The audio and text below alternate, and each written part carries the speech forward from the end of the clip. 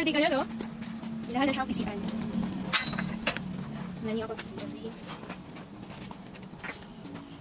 Yan. Good.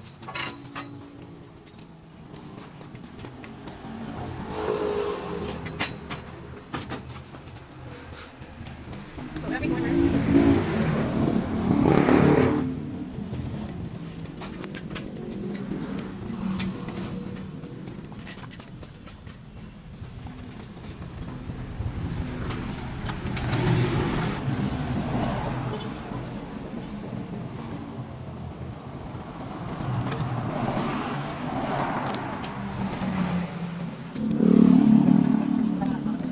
So, dapat every corner is nakatahan siya o PC. So, ayan. Since tapos na dito na side, dito naman na side. Ayan. Ganyan lang po siya. So, in every corner dapat may dalawang PC. So, dapat ito, tsaka ito. Ito siya, ma'am. So, depende na yun sa discarding, no? Basta ang importante is na magkaroon ko ng lubid dito para to make sure that your baby always lands. So, next is wait, papasok po yan. Yan. Papasok po niya. Ayan. So, ipapasok mo siya every two.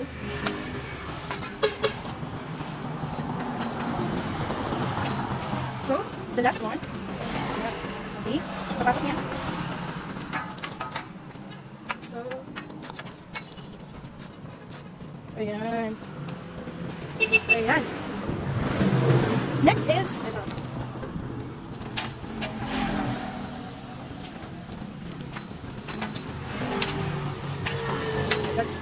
Wait lang yan. Wait lang. Okay, go.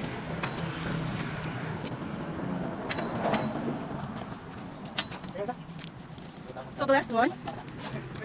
So, one thing dapat na malaman nyo, pag bago magkain ng ganito, is dapat nasa loob po yung ganito. Kasi its purpose is, yan. Dapat nasa loob po yung ganito. Yan. So, tapos po ang ating skeleton na ating pyramid plant. Now, we're gonna proceed sa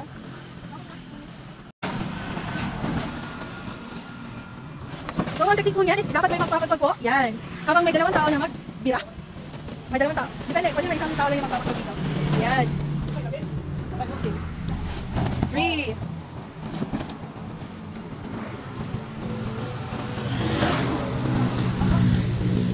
Yung technique po, para mapadali po ang paglagay ng rapan, is ipapagpag nilang po. And, yan. Pagpag hanggang sa ayan. So, ayan. Nilagay na rin nila yung rapan. But of course, hindi pa yan fully ilalagay talaga. Hindi pa po ito tapos. Ayan. So, kailangan siyang iganito muna para malagay yung paa ng tent. So, kita nyo naman, hindi pa siya fully nilalagay talaga. Hindi siya fully ipapa. Kasi, hindi pa siya fully nakaganyan. Kailangan muna siyang i-fold. Ayan, para malagay muna yung paa. Ganyan muna. So, next, ilalagay na po yung paa. Ayan. Pasok lang po. Ayan. Pasok na rin sa kanila.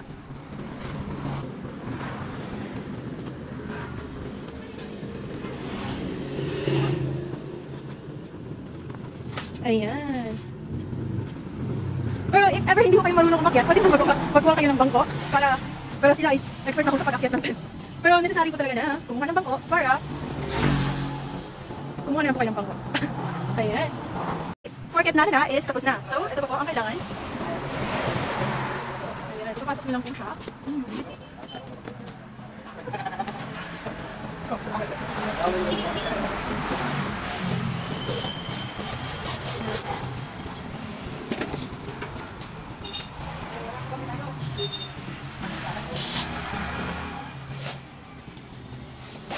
Every corner po, for final touch, kailangan siyang lagyan ng tubig sa gilid.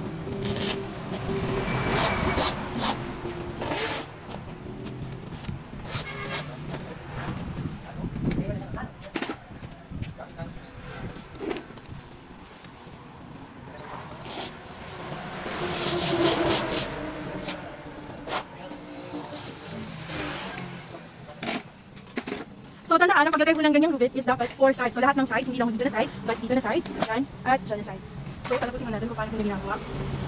So, ito po pala yung final touch, which is kailangan, in order final po yung pag-install, kailangan talaga ito yung gagawin. Bira-bira lang po tayo.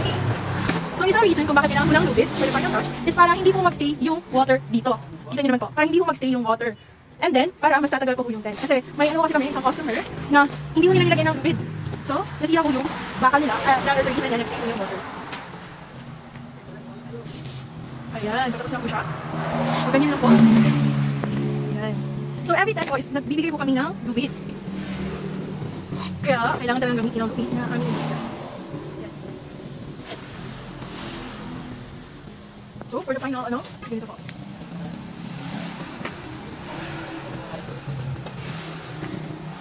So, ulitin nyo lang po siya. Start dito, matapos doon. Same process lang po in every corner.